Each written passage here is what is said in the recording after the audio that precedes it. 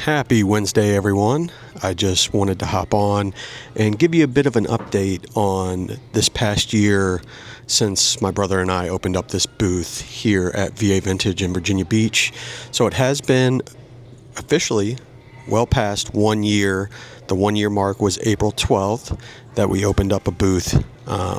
Again, Nick Snacks, VB in Virginia Beach off General Booth Boulevard, located within VA Vintage. I feel like the numbers are important to talk about. I think it's important for people to kind of get an idea of what it's like to operate a booth, specifically a Pokemon booth, and see if the numbers make sense. Maybe it's something that you might be interested in doing, or maybe you'll see like, hey, not really for me because, the numbers just aren't there. So a little bit about us. We opened again last April. When we started this, we used a lot of our own personal collection to get things going. We were just of the mindset, hey, we were collectors for a long time. What are we going to do with all this stuff? eBay is kind of a pain in the butt, right? Dealing with shipping orders, returns, people get the card or something like that and they're not happy with it.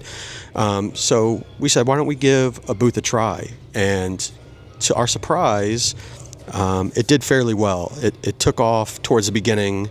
And again, we just wanted this to grow as naturally and organically as possible. So our advertising budget for the past year was $0. We put absolutely nothing into advertising this. We tried to let it grow as organically as possible, word of mouth, just letting people know, hey, there's a spot there that might have Pokemon. We felt that was a great opportunity for the local community to find a little honey hole and be able to find packs regularly. For this past year, there wasn't a single day where we didn't have Pokemon packs available. English, Japanese, we tried to make sure we had packs every single day. We prided ourselves on that. And again, a large part of that was due to not advertising or promoting as much.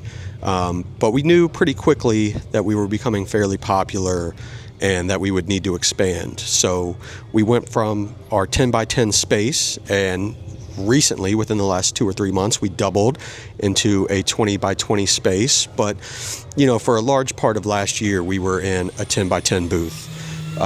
So just keep that in mind when I'm going through the numbers. So last year, we did a little over $85,000 in total sales. We sold over 6,000 items, again, largely packs and Pokemon singles. The average cost of our items was about $14. At the end of the day, right, we had to pay rent to VA Vintage and we had to pay commission to VA Vintage on every sale.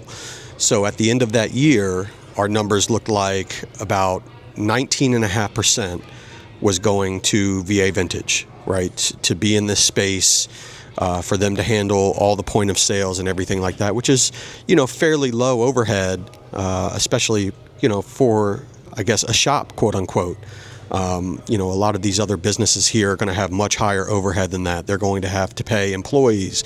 They're going to have to constantly be dealing with security and fixtures and a lot of stuff that really goes into that I think a lot of people don't think about. But for our sake, that was our numbers, about 19.5%. So what does that mean for you, right?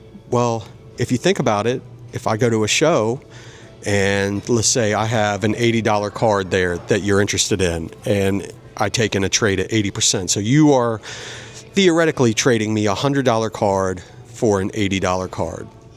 Now, if I were to go in and take that card and put it into the booth at $100 and it sells, after the 19.5% commission, I am making 50 cents on that card, on that exchange. Now, is that sustainable? No, definitely not. As our costs increase, right? Recently, VA Vintage has increased the commission. We're now in a 20 by 20 booth, right? So we've doubled our cost there as well. We have to do some large numbers this next year to stay around that 20% commission rate. I'll do my best to keep taking in trades at 80% or buying as close to 70% as I can, because I am all for getting the cards in people's hands that really want them. But I think it's just something to keep in mind, especially when, you go to other shops local in the area, right? If you want these shops in our community, you kind of have to understand that they're not going to be able to take in everything at 70, 80%. They have a much higher overhead than we do, and they need to be profitable in order to remain a business.